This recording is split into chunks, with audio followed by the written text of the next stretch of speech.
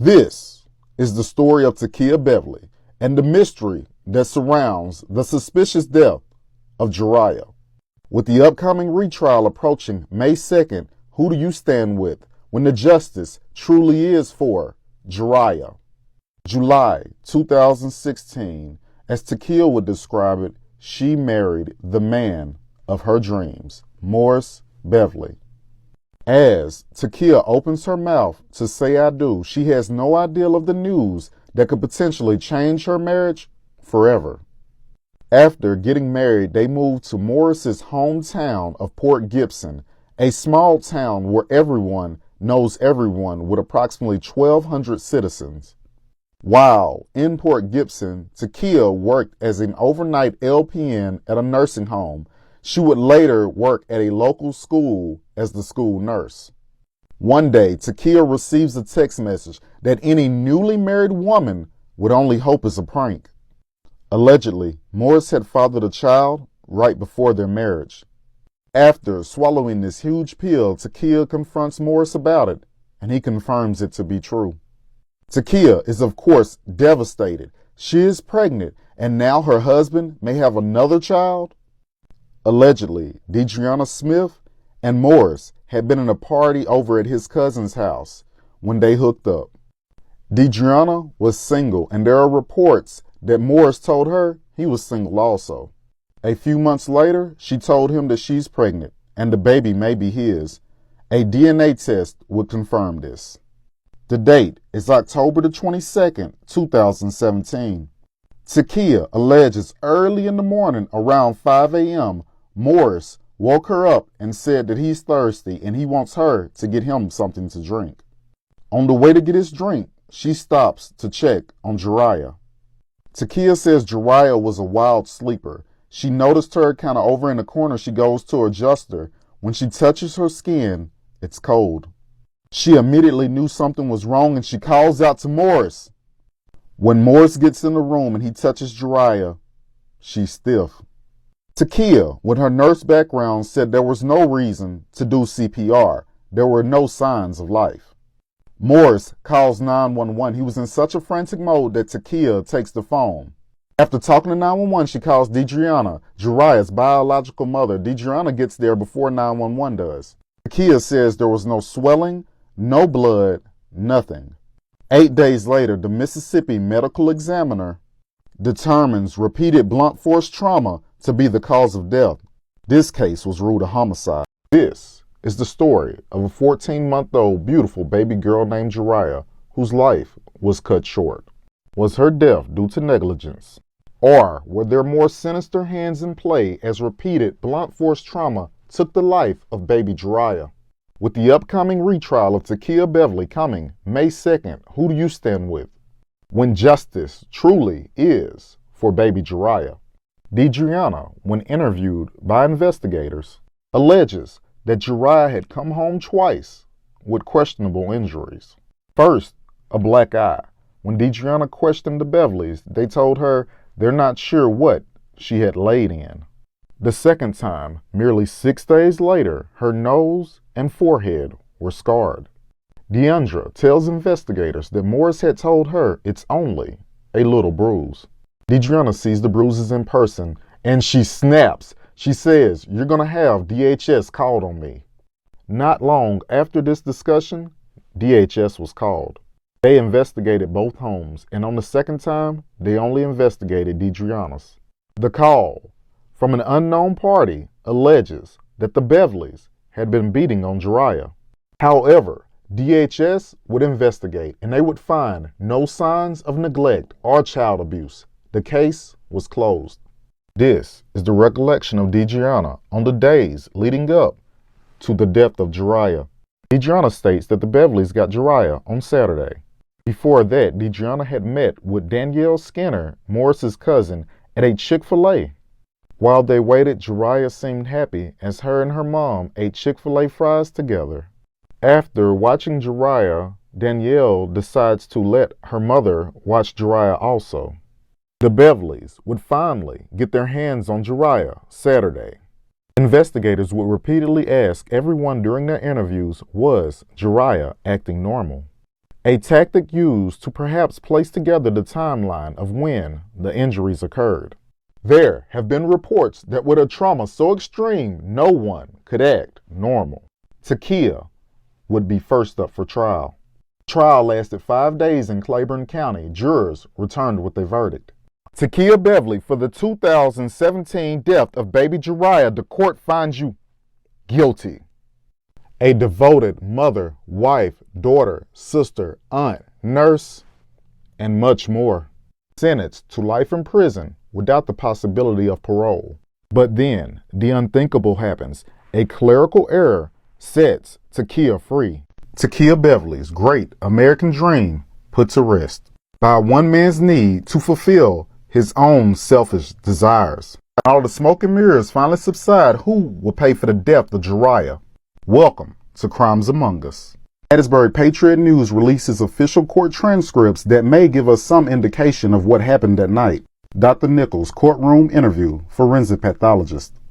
Well, first of all, you can't tell it all just by looking at a bruise how long it's been there, and the best we can do is use a histology to give us some idea about how long it's been there, and the body has a healing process that occurs in a predictable fashion, including in this case the red blood cells. Once they get out of the blood vessels where they are, they will tend to break apart, and there's no evidence here that the red blood cells had broken apart.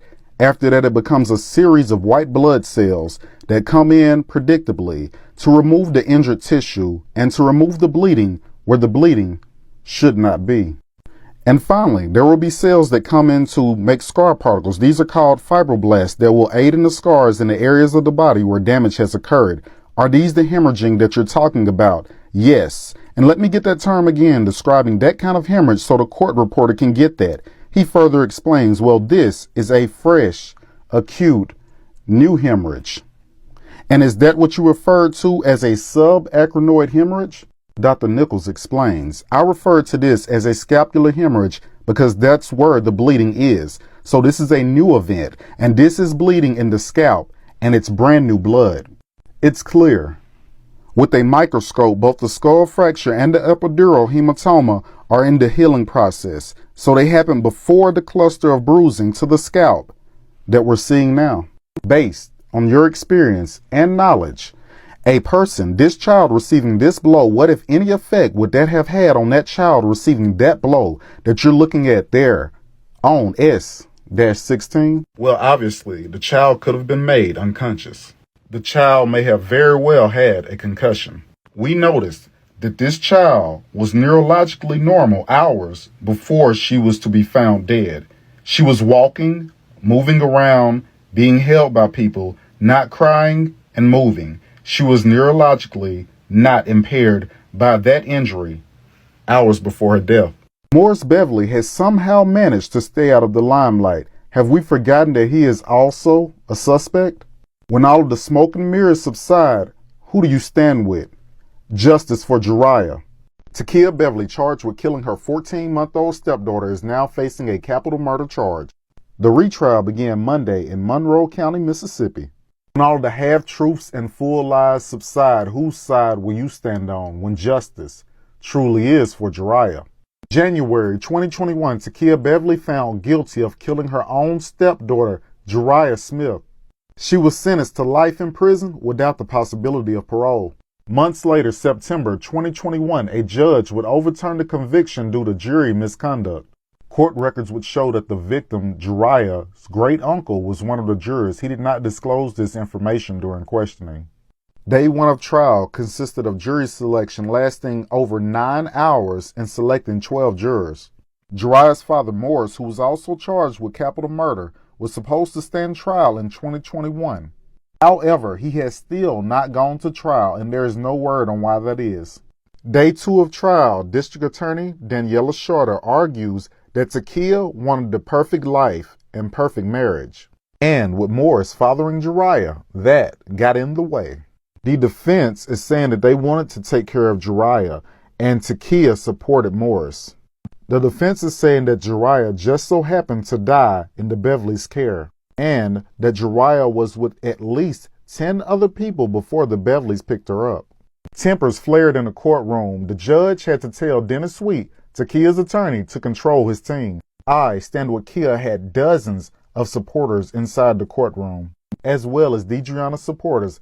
Deidreana Smith, JURAYAH's biological mother, was in court Tuesday.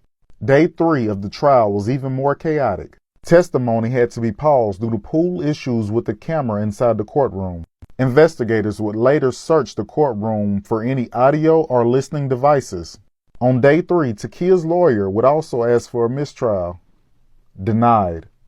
2 videos were watched of Takia being questioned, one when she was a suspect and the other when she was not. Some discrepancies would come to the light as Takia described 2 different outfits that JURAYAH wore on that night. Prosecutors say they still have up to 12 more witnesses that they plan on calling to the stand. Day 4, Deidreana, JURAYAH's mother, takes the stand. She points out her 14-month-old received injuries while in the care of the Bevilys. A black eye and scrapes and scratches on her face. Deidreana stated they told her the injuries occurred while she was learning to walk. However, Deidreana said she had no issues with walking. She walked just fine. Prosecutors show a video of JURAYAH walking around with family members in a Vicksburg hospital. What was that grandma used to say? Okay. Hell hath no fury like a woman scorned. When all the half-truths and full lies subside, whose side will you stand on when justice truly is? For baby JURAYAH. Friday the 13th is considered an unlucky day in Western superstition. Prosecutors spent their last 7 days calling witnesses to the stand. And on Wednesday, it was the defense's turn, led by attorney Dennis Sweet, a self-proclaimed high-dollar, successful lawyer with a 95% win record when trying personal injury, product liability, and punitive damages in the millions. How sweet it is to be able to afford Mr. Sweet. Standing 6'5", when Sweet walks into a room, he has everyone's attention. Some would describe it as he has the world in his hands. They called 2 witnesses to testify, both medical experts in their own right. They both state that they don't believe JURAYAH's death was caused by multiple blunt force trauma. They don't believe it was a homicide. They testified the pictures don't show trauma. They spoke on the video of JURAYAH and said there was no way they could tell by the video if JURAYAH was hurt or not. Takia Bevily stands before Judge Irving. The jury finds you not guilty. Takia describes herself as being in shock. She jokes, as soon as we are cleared, we are moving out of that part of Mississippi. However, Morris is still charged with capital murder. A date has not yet been set. The $1 Million Man, Dennis Sweet, raised a shadow of doubt. And that is just something you can't have when sentencing someone for homicide. Today, you will get no justice, but I have a feeling this isn't over.